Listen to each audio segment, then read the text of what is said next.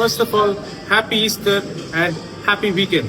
Guys, இந்த வீடியோல வந்து நம்ம reasons for death inside the gym அத பார்க்க போறோம். ஏன் people வந்து உயிர் இழக்கறாங்க அப்படின்றது.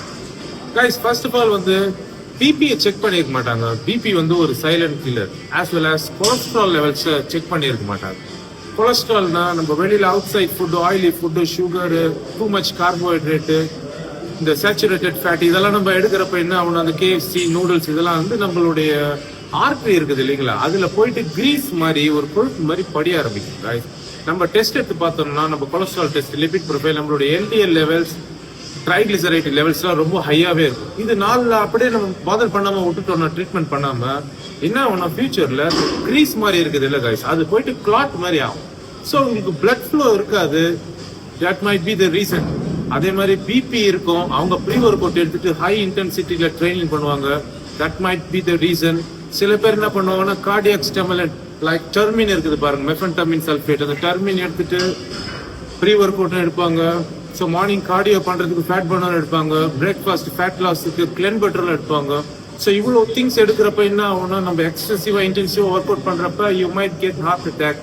இந்த மாதிரி சப்ஸ்டன்ஸ் இருக்குது. சில பீப்புளுக்கு ஹெல்த் வைஸ் ஏதாவது ப்ராப்ளம் இருக்கும். ஸோ அதனால கார்டியோ பண்றப்ப ஹார்ட் பிளட் பம்ப் பண்ணுவோம் இல்லையா, ஸோ அதிகமான ரேசிங் ஹார்ட் பீட்ஸ் அடிக்கும். அதிகமான வந்து பிளட் பம்ப் பண்றப்ப யூ கெட் சம் ப்ராப்ளம்ஸ். ஓகேவா கைஸ், ஹார்ட்டை எப்படி நீங்க செக் பண்ணணும்னா you have to go for the treadmill test.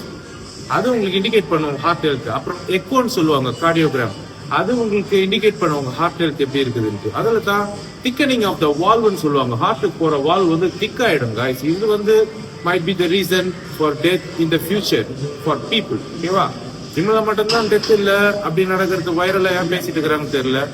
பார்லியும் there is death. While we go outside அங்கேயும் there is death. The hospital there is death. Everywhere there is death. But common death inside the gym reasons இதுதான் guys. ஓகேவா, so don't worry to take care of your health. Stay safe and healthy guys. One love.